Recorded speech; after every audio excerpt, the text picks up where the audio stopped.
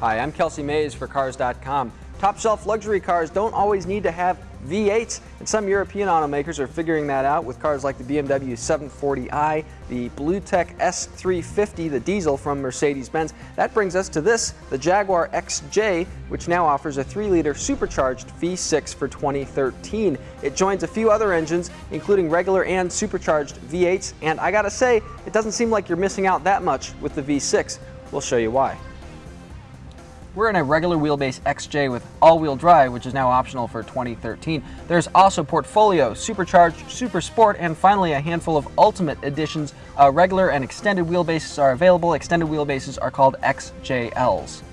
So how does the lowly V6 feel? Actually, it feels pretty good. Revs pretty strongly, plenty of torque as you're coming off, launching up freeway on-ramps. Nice supercharger whine that kind of crescendos up the tack. It really helps that this is a very light car. It uses a lot of aluminum architecture. To put it into perspective, the lightest Mercedes S-Class is more than 400 pounds heavier than the heaviest Jaguar XJ. Get all the way up to a loaded Lexus LS, that's about 1,000 pounds heavier than the heaviest XJ.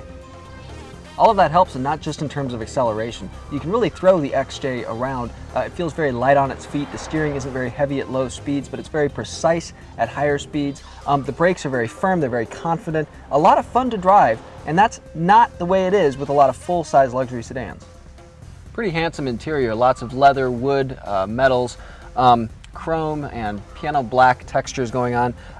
Leather wraparound dashboard is standard, pretty nice in some competing cars. You have to pay extra for that feature. I'm not as wild about some of the electronics though. The simulated gauges here are on this screen in front of the steering wheel. They're already starting to look kind of outdated, a little bit pixelated. The center screen here, which houses the navigation system, some other features, it's refreshingly simple, a lot better than some of the knob-based systems you get in competing cars in terms of usefulness. You just press wherever you need to go. It's a little bit slow on certain things, and the backup camera, for some reason, is really low res.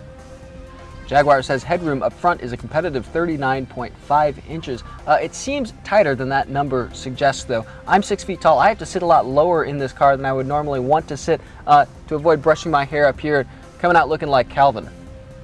Backseat headroom just 37.2 inches. That's on the low side of this class, and it feels like that if you sit all the way up here. Legroom is modest, but bear in mind this is the regular wheelbase car. The extended wheelbase XJL adds 5.2 inches of rear legroom.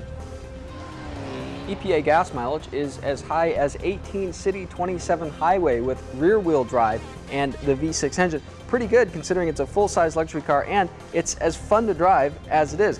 But as with any Jaguar, expect reliability to be about as good as my jokes are funny. That's because in various major leading surveys, Jaguar is rated well below average, in some cases even dead last. Our test car has less than 5,000 miles on it, but we've already experienced our share of creaks and rattles, so plenty to watch out there. Maybe not that big of a deal if you plan to lease this car, but definitely watch out if you plan to own it. Now, does all of that make up for the fact that this car is a lot of fun to drive and has a posh interior? I don't know. I think I need a couple more hours on a winding road to find out.